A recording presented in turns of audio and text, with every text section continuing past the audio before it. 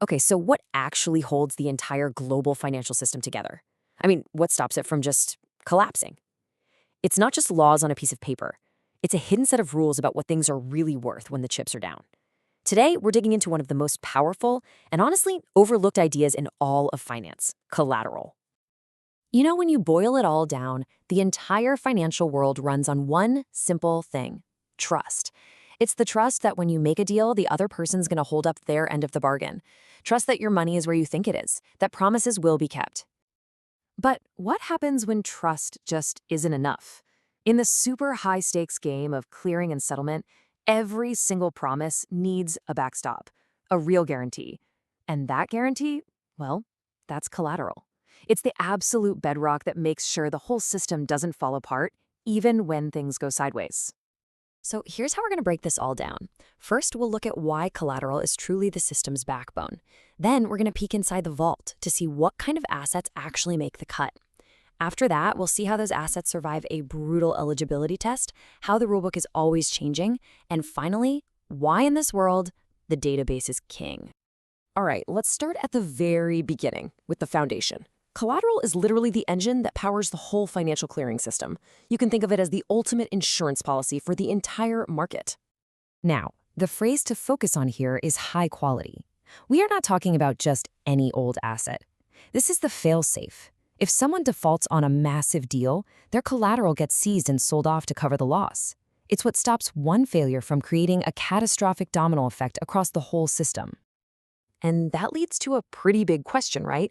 Who gets to decide what's high quality enough?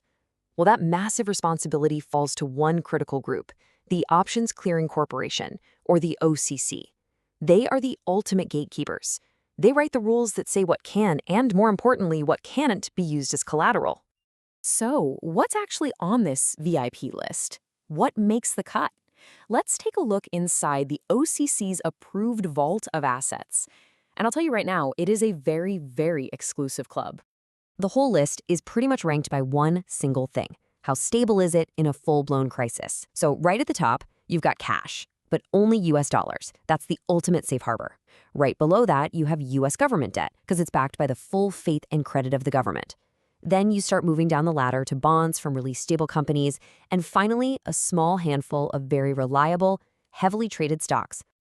And the requirements get super specific. For corporate bonds, they have to be investment grade.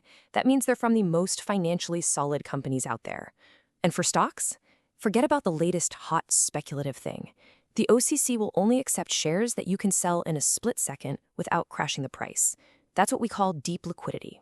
The price has to be totally transparent and agreed upon by everyone. Okay, so this brings us to the actual testing process. Getting on that approved list is not easy. Every single potential asset has to survive what you could call the eligibility gauntlet. It's intense. So every asset has to pass 4 critical tests. First, it needs a top-notch credit rating.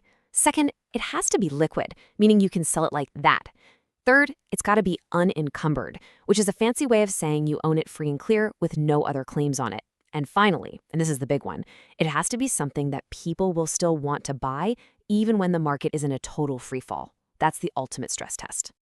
So what does this actually look like in practice? Well, US Treasuries, bonds from blue chip companies, major stocks in the S&P 500, yeah, they get a pass.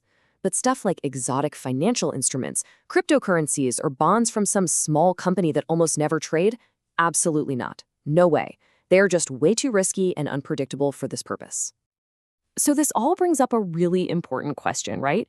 Who is the referee here? Who's actively managing this list and making these tough calls every single day? Well, the OCC has entire teams that do nothing but this. They are constantly analyzing a company's financial health. They run these wild simulations of what would happen in a market crash. They calculate something called a haircut, which is basically a safety cushion where they value an asset below its market price just in case. And they make absolutely sure it can be sold instantly to cover a margin call, which is an urgent demand for cash. If you can't price it and sell it in a heartbeat, it's out. Period. But here's the thing. These rules are not carved in stone. This playbook is constantly being updated, constantly evolving to react to the chaos of the real world. When the market gets jumpy and volatile, the rules get tighter. As the economy cycles through booms and busts, that list of eligible assets might grow or shrink. And after a massive shock to the system, like the 2008 financial crisis, when suddenly nobody knew what anything was worth, the entire playbook gets thrown out and rewritten from scratch. These rules are alive. They have to adapt to survive. Okay, but all of these rules, all of these assets, all of these incredibly complex decisions, they all have to live somewhere. And that brings us to what might be the most powerful part of this whole story. Just think about it for a second. Every single trade, every credit rating that's ever been issued, every single rule and stress test we have just talked about, behind it all, behind every single piece of eligible collateral, there is a database. A massive, unbelievably complex digital record of every rating, every rule, and every possible risk scenario.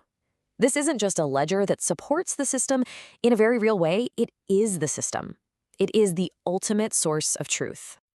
So if these databases are the real source of truth that define the rules of money for different parts of the market, that leaves us with one giant hanging question. What happens when the OCC's database needs to talk to the database at the CME Group or at the DTCC? What happens when these completely separate universes of risk all need to connect and become one? The answer could literally change everything.